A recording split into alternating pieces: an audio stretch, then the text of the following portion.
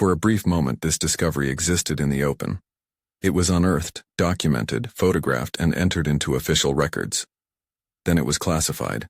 And once it was classified, it was never spoken of again. The place itself was never supposed to matter. A remote location, far from tourist routes and academic focus. Geological surveys described it as stable ground, historically quiet, archaeologically insignificant. There were no myths attached to it, no legends, nothing that suggested history was waiting beneath the surface. The excavation began as routine work. Slow, careful removal of soil, standard documentation, nothing unusual. Until excavation equipment struck something solid far earlier than expected. At first it was assumed to be bedrock, a normal interruption, but the surface was too flat, too smooth, too deliberate. Nature does not produce geometry like this without reason. As more earth was removed, a structure emerged, not rising from the ground but descending into it, buried intentionally, sealed beneath layers that suggested it had been placed there long before the surrounding terrain settled. There was no entrance, no corridor, no indication it was ever meant to be accessed. The excavation stopped. Then it resumed quietly. Access was restricted. Fewer personnel, fewer cameras, fewer records. What they uncovered did not resemble known ruins. There were no collapsed walls, no erosion. The structure was intact, preserved, its surfaces smooth and uninterrupted. No carvings, no inscriptions, no symbols of any kind. It was architecture without identity. Photographs were taken, measurements logged, samples extracted. Every step followed protocol.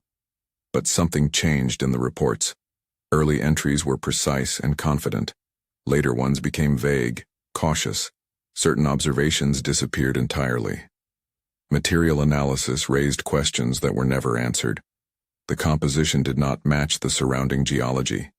The surfaces showed no marks of tools, no evidence of chisels, blades, or abrasion. It appeared shaped without force. One internal note described the structure as architecturally complete but culturally absent. That line was later removed. Within days, the classification order arrived. No public announcement, no explanation, just restrictions. Access to the site was revoked.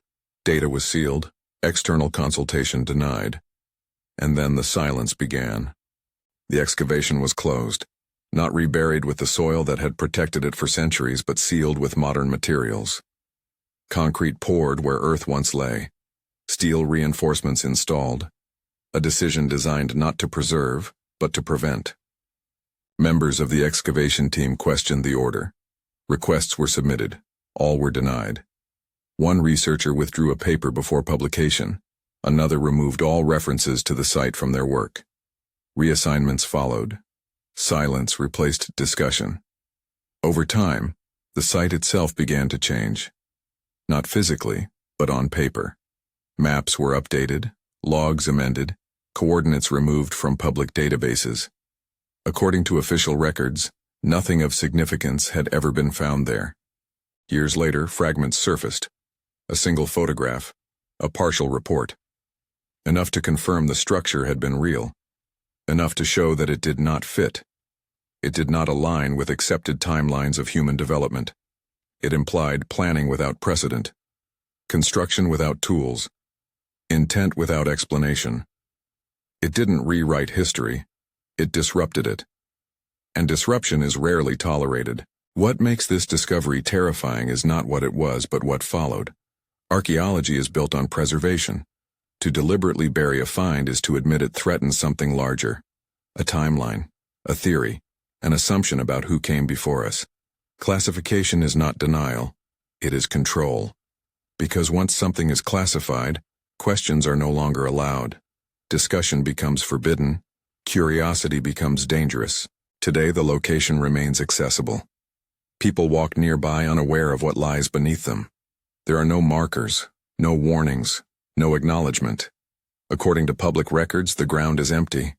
But emptiness is sometimes manufactured. What was unearthed here was not destroyed, it was classified. And once classified, it was never spoken of again. Because the most unsettling discoveries are not the ones that frighten us immediately. They are the ones that force us to realize how easily history can be silenced, and how many truths may still be buried, not by time, but by decision.